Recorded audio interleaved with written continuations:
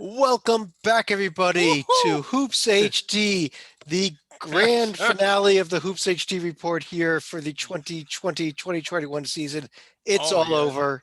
We've and had yeah, I don't know if you saw the big news yesterday. The center of the college basketball world yesterday, focusing on San Jose, California, where San Jose State has hired Tim Miles. David, I've had some computer problems. I don't have a buzzer available tonight, but you're buzzed anyhow.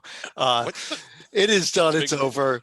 Baylor has won the national championship, and we are here to wrap everything up on the season, and we've got a bunch of things to discuss. So let's start by introducing who's here. I'm your host, Chad Sherwood, joined on my sides by John Titel and Matt Sikowski. Down below me, unfortunately, is the puppet David Griggs. To his sides, Joby Fortson is the guy without video today. We've had some technical problems. And with the awesome new microphone there, we've got Rocco Miller back from bracketeer.org. Really rocking it there, Rocco. But let's get right on into it here. The Tim Miles to let's get right into it, Chad. The national championship, the Final Oh. Four. Let's talk about that instead, Shouldn't David. we start with Tim Miles? If we did things right, we should see the Final Four bracket on the screen. If we did things wrong, then I don't know what you guys are looking at, but that's your problem, not mine. Let's actually start off, though, not with the championship game, but let's not even this first semifinal. Let's start off with the second semifinal, because we saw, I think, one of the best NCAA tournament games, and definitely one of the best Final Four games I think we've seen in a long, long time. Well, maybe since when Villanova won the championship. But Titel, let me start with you on this Gonzaga UCLA game. That was just a great game. Yeah, we could easily do a whole show about it. I'll try to keep it brief. For the Bruins, they just would not die. Johnny Juzang, 29 points, kind of kept them in it single-handedly, although he did get some help from his other starting five. And for the Zags, it was another thing where it was not a lot of bench scoring in this game. That's what made it so amazing. It was just each team's five starters, heavyweight fight, going back and forth all game long. And then, of course, the shot for the ages by Suggs to win it at the buzzer. Yeah, Rocco, what a shot that was too. I'm just trying to think back to some other Final Fours, and the one that keeps coming to mind is Villanova winning the championship, but that wasn't even the type of shot that Suggs hit to win this one. Right. This was like 30. I think they measured it at 37 feet, so quite a bit deeper. I think it's deeper than the TJ Sorrentine shot in the first round with Vermont over Syracuse. Obviously, the magnitude of the Final Four, much more prestige there. I mean, it's just, Suggs is a tremendous player. I'm sure he's practiced that goofing around for his whole life. I think he said he did. And he made it at the right time. Pretty amazing.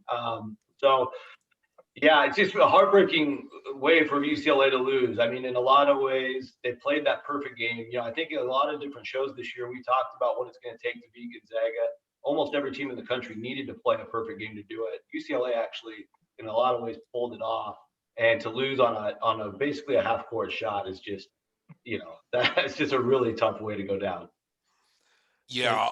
Go ahead, David. Well, yeah, in a couple of things about this. First of all, like the way it ended was the perfect compliment to how good the game was. And I was trying to think about how often it is you see a game as good as that, and it's less than once a year. I think the last time we saw a game, and it didn't come down to a final like long shot, but that Kansas Oklahoma game with Buddy Hield, where I think it went in the two or three overtimes. 2016. You stole exactly what I was going to say, David. Yeah. Now the stakes weren't exactly the same because that was just a regular season game, but it was still a really well played game. Another one that was one versus two. So it was one versus two. Another one that Titel might remember, again, it was an NCAA tournament game. It involved Gonzaga in 2003. I think, did that go in the two overtimes? It was a 1-9 round of 32 game, but it was similar to this one because they were real far apart in the seeding, and it was just a heavyweight fight for the ages. You just don't see a game like that very often at any stage of the season, much less in the Final Four. I mean, there have been other great games, other classic moments, but this from tip to buzzer was a perfectly played game. It was Great defense by both teams, but great at the same time offensive execution. And it's probably the best I've ever seen a team play that didn't actually win. Right, and that was the second semifinal. Matt, the first semifinal was Baylor Houston, the game that I think people thought was going to be the good game, and that semifinal was just not a good. It was a Houston team that looked like they had not played a single digit seed the entire tournament. Oh, they hadn't. Well, that's what it turned out to be, a preview of the national title game where, man, Baylor, big start, hit threes early, and Houston was never really in the game. The Baylor guards just absolutely came to play Final Four weekend, and they limited Houston off the offensive glass enough to where they couldn't score. And there you go. That was a laugher of a game between two. I still think two good teams. I mean, I'll maintain, even if it's in the minority, Houston was not the worst team at this Final Four, but Baylor still ran them off the court. How in that? No offense, Matt. How would you not say they're the worst team in the Final Four, not in the tournament? I mean, I'm sorry. The UCLA, the way they were playing at the end of the year, would have kicked Houston's tail. Houston shouldn't have even been there. Chad's Rutgers team should have beaten them in the first. They should not have been there. Like Chad's Rutgers team had them beat. I mean, did you? My Rutgers team should have been blown out by Baylor. Damn it! But yeah, and Rocco, obviously with the Baylor win, that set up the championship game that it was kind of the game we were looking for all season, especially after the regular season matchup between these two teams didn't happen. And it kind of was over about 2 minutes into the game, it felt like. Yeah, pretty amazing. I mean, I think if you would have told anybody that before the game started, they would have all assumed Gonzaga was the team to win it, because we've seen Gonzaga do that in almost over half their games the last couple of seasons, if not longer. It's more their style to get out and attack you early. I think it was just a tremendous matchup. We don't often in this sport get the opportunity to see such a game of mysteries this late in the season. We obviously have missed that opportunity earlier in the year to see them match up. So you just don't know when you have two such elite teams that haven't seen each other, how the speed of the game, you can't really translate that in practice or with many of the other teams or any other team on their schedule going in. So the difference in the game, in my opinion, was Baylor's quickness. I mean, that first step from both Mitchell and Butler, I mean, it was just unguardable. And that opened up just the deadly shooting of Mayer, Flagler, Teague, even Mitchell and company. They all can shoot. They're the number one 3-point shooting team. Then you added in the fact they're a top 5, I think number 5 offensive rebounding team. Even when they missed, they were getting second chances. So possession by possession, as they built that lead, even right from the first minute, you noticed even more than UCLA did, they extended that defense on Gonzaga, and they weren't able to set up shop right on top of the 3-point line like they like to. They were setting up shop way out by the half-court area. And, I mean, that obviously just disrupted the heck out of Gonzaga, and it took them a long time to adjust. By then, they were down 15 or so. Yeah, and Titel, the storyline here was, were the Zags go undefeated? No, they couldn't do it.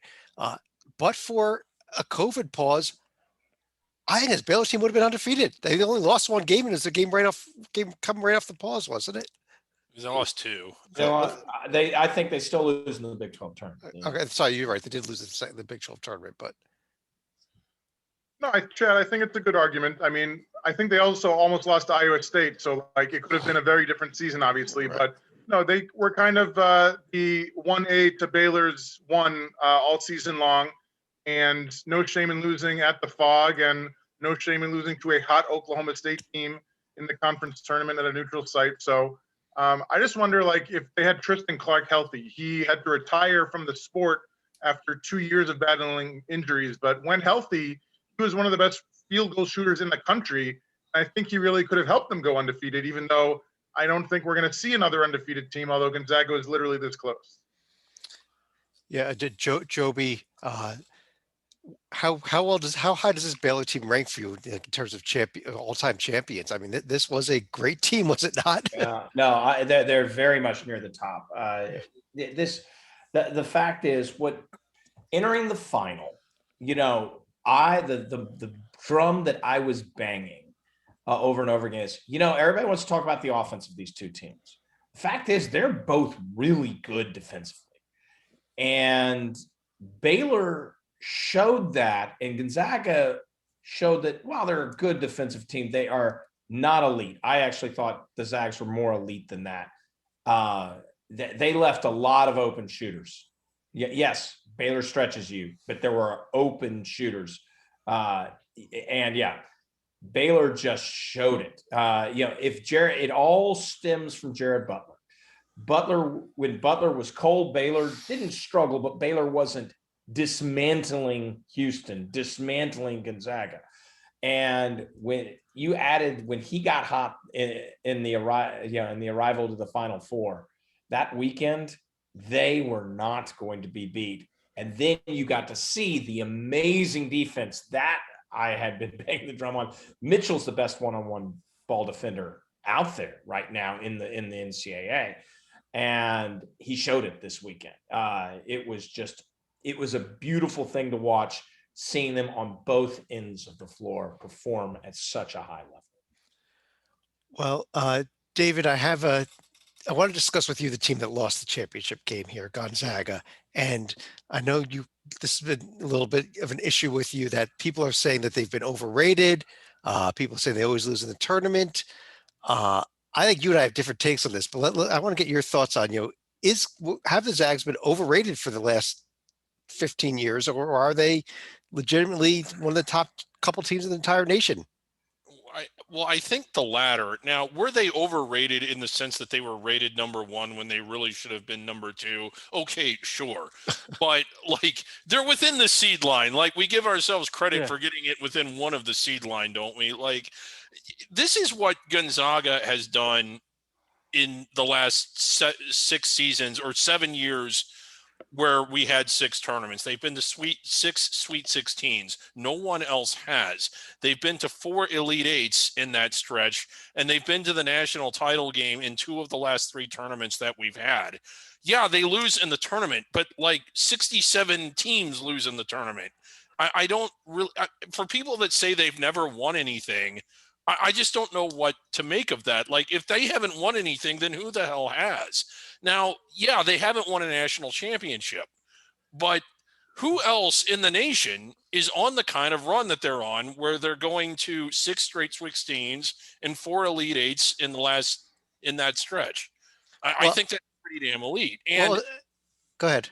Well, and they're scheduling. Another thing is that, this team doesn't play anybody. It's do you not watch basketball? Gonzaga's scheduling philosophy seems to be, there's 10 teams in the top 10 and we want to play all 10 of them. David, I guess here's my issue is they have not won a championship. And I get it by the standards of, for example, the 4 teams we're looking at the screen here that were in the Final Four. This Gonzaga team is incredible by those numbers. But if they are a truly, truly elite team, I think, Matt, let me bring you back in here on this also, get your thoughts on it. But, I think what I heard was that they've not been a 1, 2, or 3 seed in the NCAA tournament. I think once in the last 15 years, they've been a 1, 2, or a 3 seed. They're not being the elite of the elite in the postseason. They're not winning a championship. And by elite of the elite standards, they've kind of, fallen short a couple times. Well, I think that is their last hurdle. I mean, I think this is the first time they truly went into the tournament as a favorite.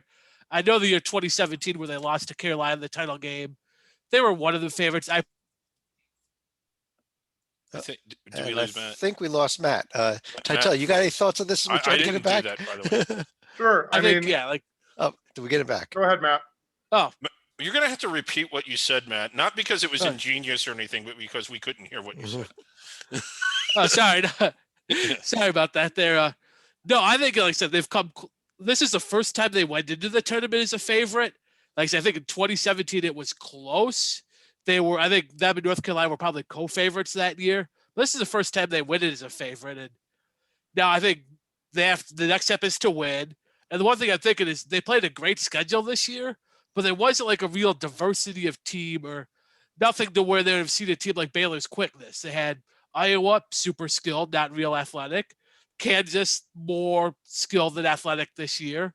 Virginia, that's definitely the case. They didn't have any of their NBA athletes like DeAndre Hunter or Mamadi Diakite in the past. So that's, I think, what hurt them is when they saw Baylor's speed this time, like, whoa, we haven't seen anything like that. And so I think that's next year they have, like, even like Oregon, someone in their region or teams like that, they need to find a couple of teams that don't have the type of speed you're going to see at the highest level in the NCAA, even if their speed and not as skilled as, say, a Baylor, just to see like maybe a little more of a diversity of style. Ironically, Matt, would you have said even a game which they would have won easily against Kentucky might have been helpful? That kind of, that type of thing. Yeah. With that, or like I said, out west, if they would have played Oregon, they could have played in Oregon or USC, or like even like another one. They're not real skilled, but Tennessee with like Keon Johnson and Jaden Springer. Well, And that had quick guards. I'll tell you kind of my thought of this whole thing here. Until I know I started to ask you, so I'll get your thoughts on it here also in a second. But my thought on it is, it's kind of the Gonzaga. I don't know that it's an insult to really say that they've underperformed in the tournament based on where they've been seated and the fact they haven't beaten some top teams, because I think it's more of a compliment that this team is now should be mentioned with the Kentuckys and the Dukes and the North Carolinas every single year. They are at or above that level. Agreed. As far as the team itself, I mean, if you want to ask Joby how many times he's seen Virginia give up 98 points, I'll save you I'll save you the time. Never happened, ever, ever, ever. And as far as the team itself, I mean, Corey Kispert, I feel terrible for him most of all. He's played 4 full years of college basketball. He's lost 11 games. That's like historic. And Kispert shows, I mentioned Butler, Jared Butler being such a key. Kispert was the other side of the coin, and he had a bad weekend for him. I mean, he was off. Gonzaga, as proven against UCLA, can win games against very good teams, even when he is off. But when they're meeting their match, quote unquote, Baylor, he's going to make that open three when they're down 9. To cut it to 6. There was an instance in the second half. He nails that 3 to cut it to 6. The mentality changes, and you don't know where the world goes from that point. So it was. I agree, John. It's frustrating. I'm sure it's very frustrating for him personally to get loss number 11, as you point out, when he personally didn't bring his best game, because I know I saw that Virginia game. I know what he can bring. I'll tell you what, Rocco, any other final thoughts on the tournament as it was? Because we have a few other topics we want to cover before I pull this down, though, and on Baylor's championship. I mean, congratulations to Baylor. I mean, I think a lot of this Gonzaga conversation, it is easy to go back and analyze all these things and why things went wrong last night. But I think to me, it's a much more simple answer. I think Baylor's just a great champion. They had a tremendous team. I think the NCAA tournament, no matter what year you want to look at, always comes down to matchups. And Baylor just matched up very well with Gonzaga. They are one of the few teams with the athletes and the shooters and the rebounding and everything you need to take down a juggernaut like Gonzaga, which they truly are. That was just the toughest matchup and probably the only team that could have done it. So I just think Baylor is going to go down in my mind as one of the better champions I've ever seen. And they deserved it. I mean, you can look at the 2 losses they had. They shot under 24%. Those 2 games from deep. And they also, of course, had the COVID effects a little bit still going on. Maybe not the Big 12 game, but that loss probably helped them for this run here. Mm-hmm. They only lost 1 game in the tournament, they only won 1 game in the tournament by single digits. They only had 1 team cover, that was Hartford. And so, Baylor was just completely dominant. I think that's all getting lost in the Gonzaga debate. And Hartford covered by like half a point. In a 30-point spread. So right, but I was just gonna say that you said that there weren't the COVID effects of the Big 12 tournament. I really don't think Baylor really got back to the way they'd been before their pause, probably until maybe the Sweet 16, maybe even the Elite 8 game against Arkansas. It just that was when they really started looking like the Baylor team that we had seen early in the season. But let's go on to a few other topics. Go ahead, David, real quick. Well, just real quick, because I mean, to kind of follow up on what Rocco said, Baylor is a tremendous story as far as what they've done under Scott Drew.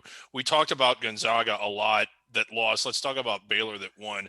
When Scott Drew got there, where were they on the college basketball spectrum? Where Wazoo is, they're about where DePaul is. No, or Dave, worse. they were worse than any of that because this was Yeah. when Scott Drew came in. They were so shut down that they were only allowed to play a conference season the first year. They came as close to any team to getting the death penalty that we've seen in Yeah. college basketball. That we've And- seen in any college athletics since SMU football. So Yeah, so it was and they had no history.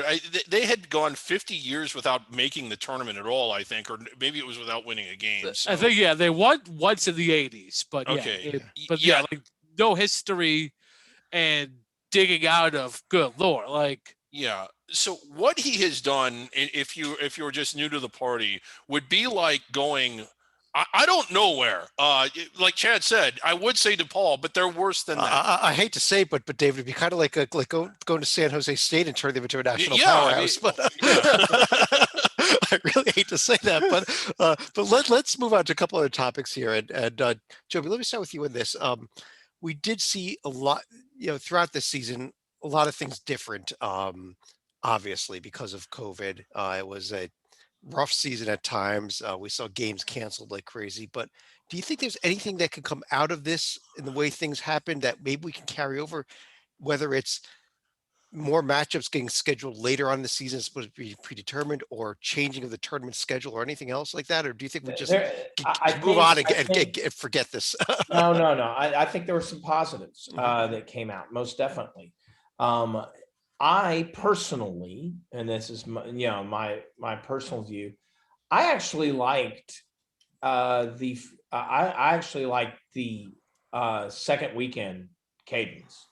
I think Thursday, Friday, Saturday, Sunday still works for the first weekend because there's wall-to-wall game action. But the fact is, in the Elite Eight on Sunday, on Saturday and Sunday, you're only talking 2 games for your entire weekend day. For a day of an entire weekend.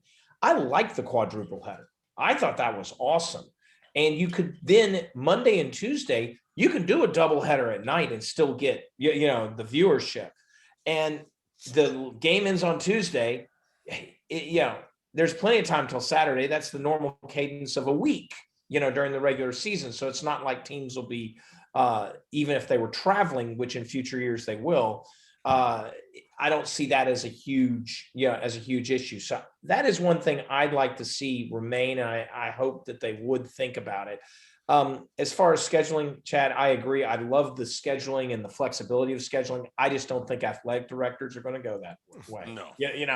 Plain and simple. I like it, but it's not with my idea with the tournament, that's good for TV ratings. So thus it might mean money, what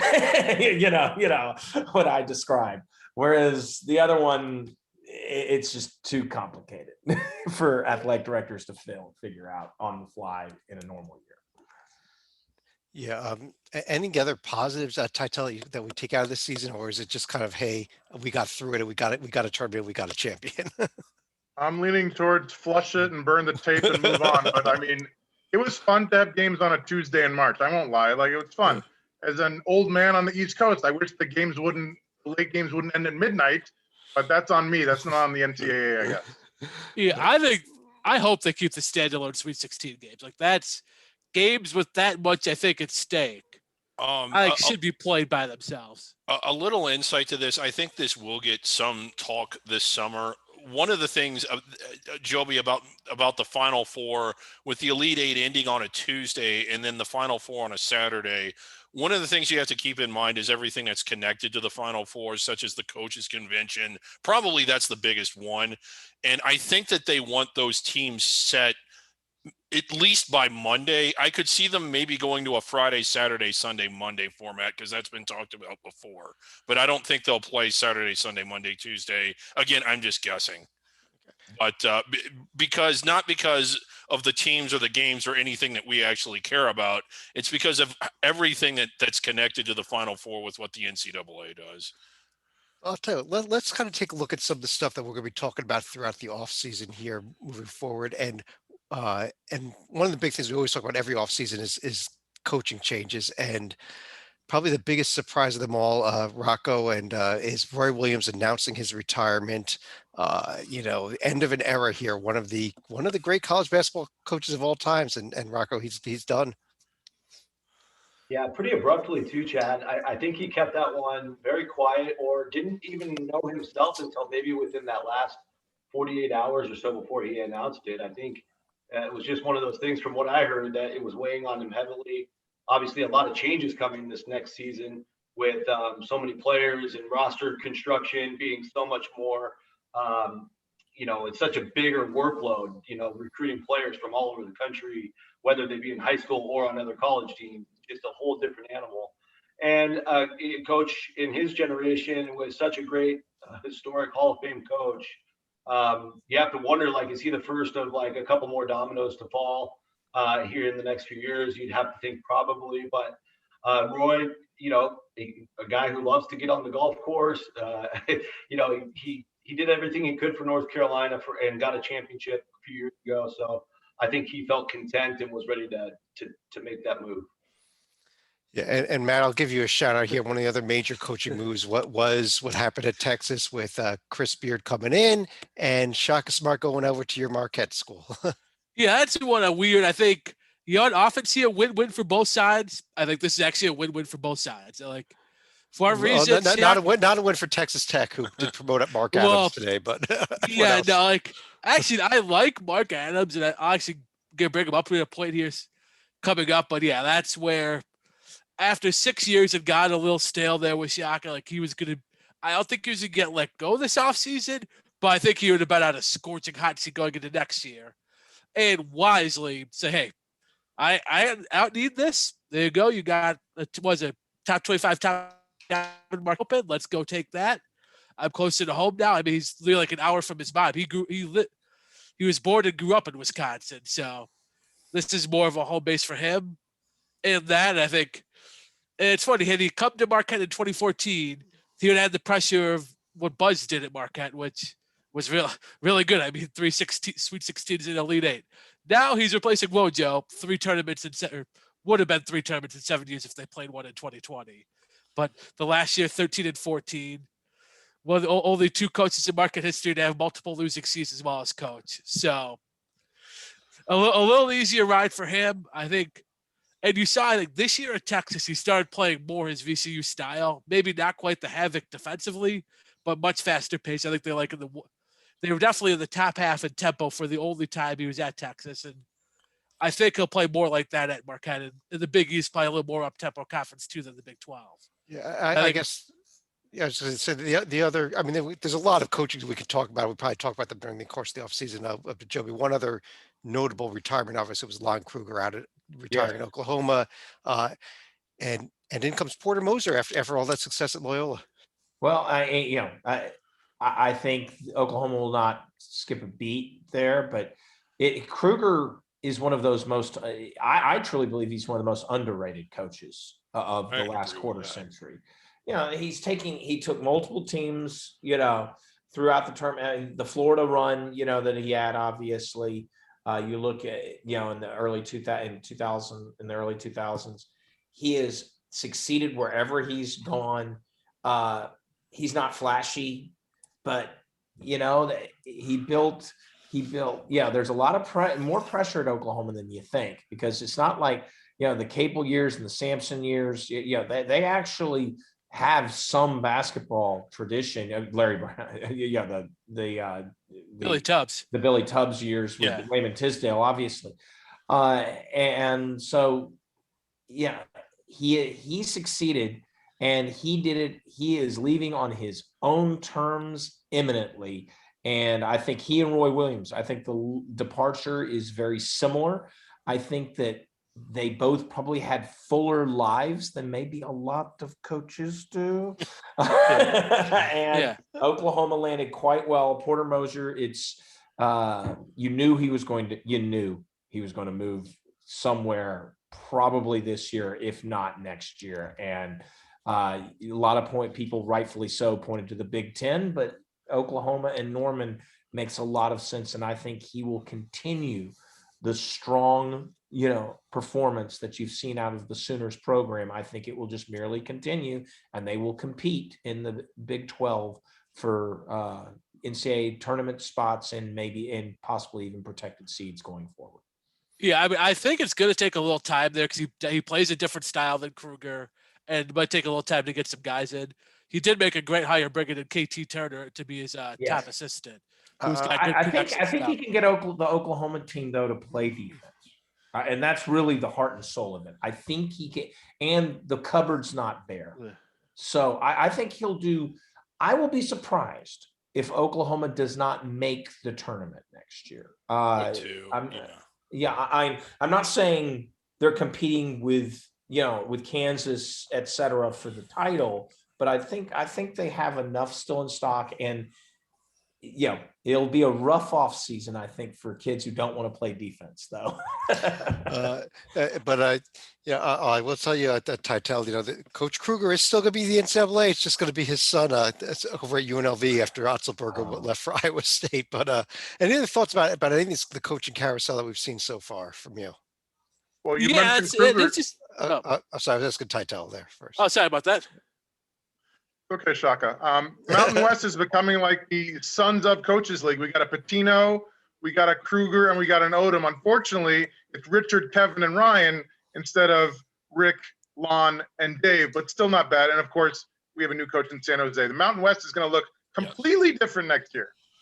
Yeah, and Rocco, it's a big hire for San Jose State. Rocco, a change in the Pac-12 as well. Craig Smith coming into Utah. Yeah, a couple of Pac-12 actually impacts with Craig Smith going to Utah. I think Craig Smith already doing a tremendous job. He's already got a couple guys, Riley Batten, most notably, to come out of the transfer portal and already commit to coming back to Utah. He's already building a tremendous staff there under the Utes. I think it's about as good of a hire as the Utes could have got. He doesn't have to move far, of course. And then the other notable one is Tony Stumblefield leaving Oregon to go to Depaul. I think this is pretty significant because I think most of the country doesn't know a lot about Tony, but Tony has been the right-hand man for Altman for about the last 6-7 years. All that talent that Oregon brings in, every year they lose all these guys, and then all of a sudden we get to the end of the summer and they've got a bunch of 5-stars. Guess who's behind that? That's Stumblefield. And now a bunch of these kids are already in the portal at Oregon. DePaul is going to have talent. Now, how good of a coach Stumblefield is as a head coach, that remains to be seen. He was an interim at New Mexico State about 6-7 years ago. That's going to be the key. And what kind of staff can you build at DePaul? But there is going to be a lot of talent going to DePaul. Yeah, hey, it'd be nice for DePaul to stop being a joke. So who knows? One other topic I want to hit on, a couple others here, but first of all, Titel, your Arizona women's team pulled off an amazing upset in the semifinals of the women's Final Four, knocking off UConn, but came up just short against Stanford in the championship game.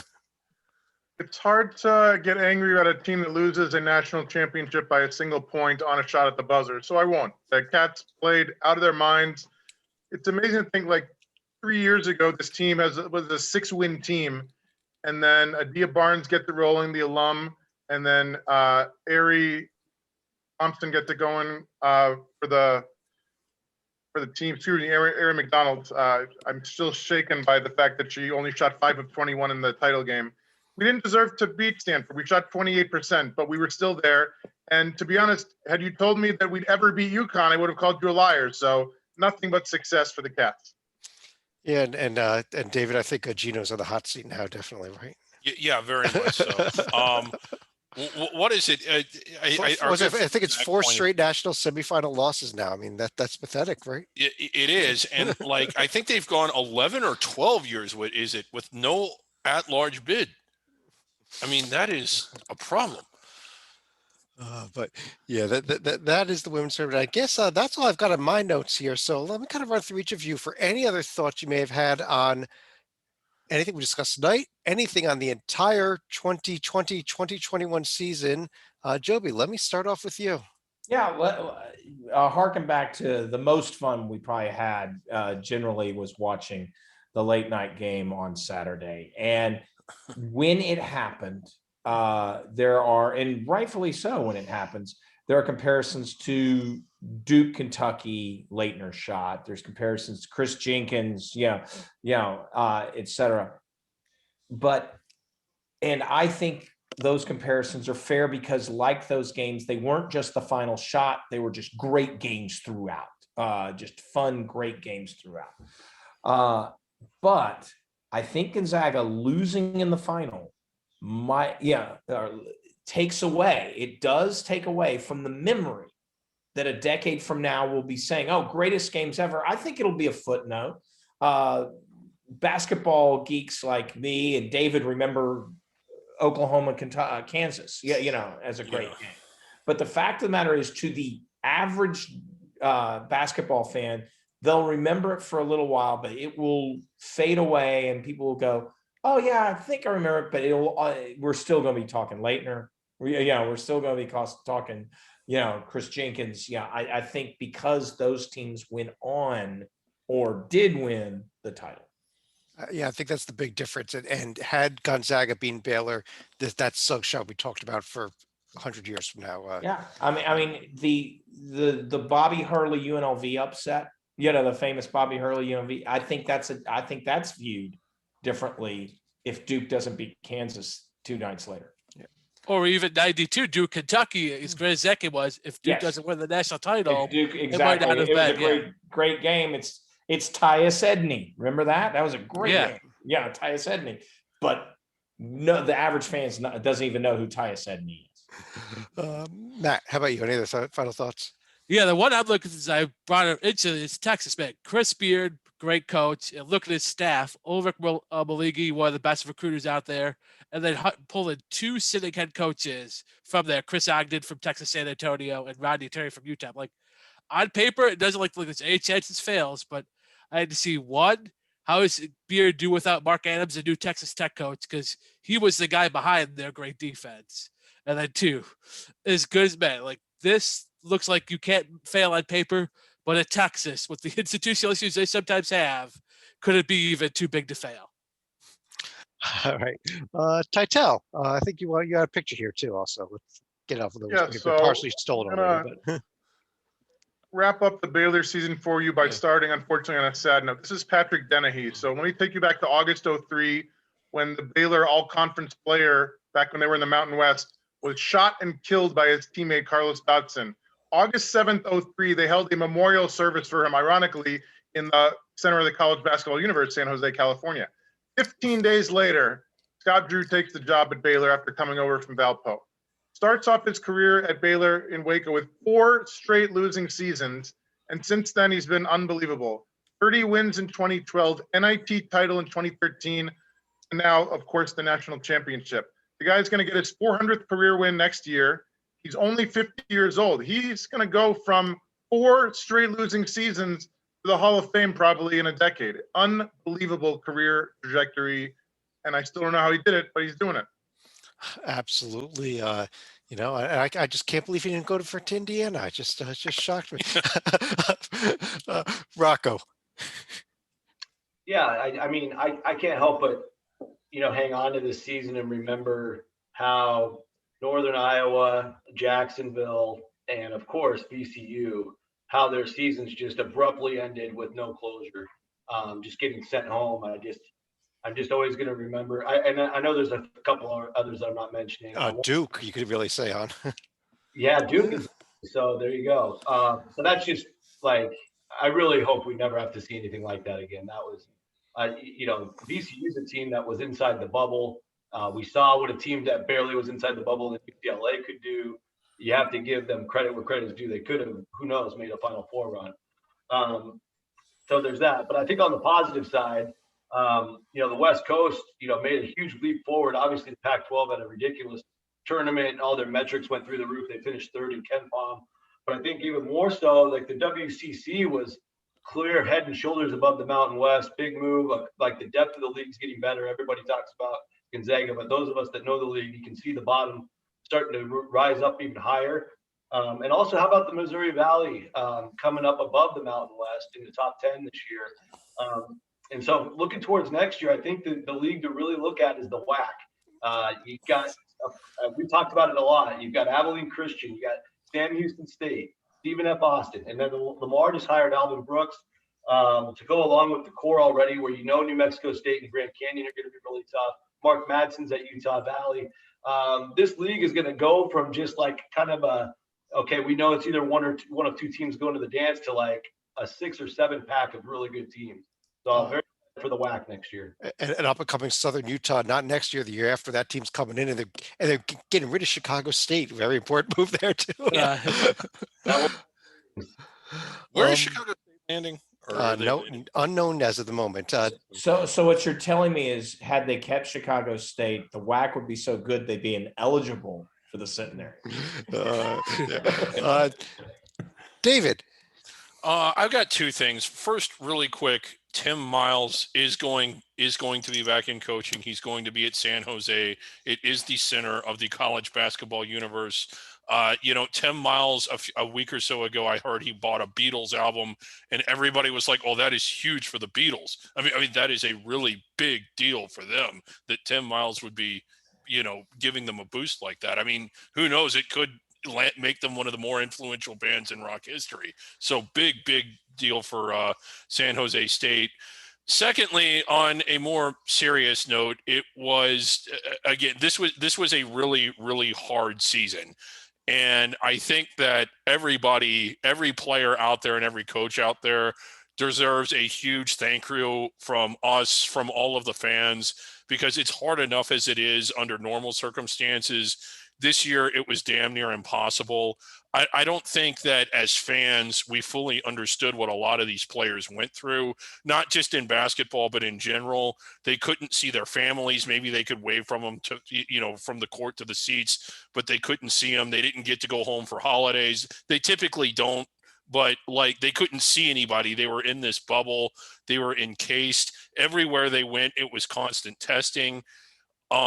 If you had, say, a girlfriend or a significant other that wasn't in school, you probably didn't get to see them hardly at all.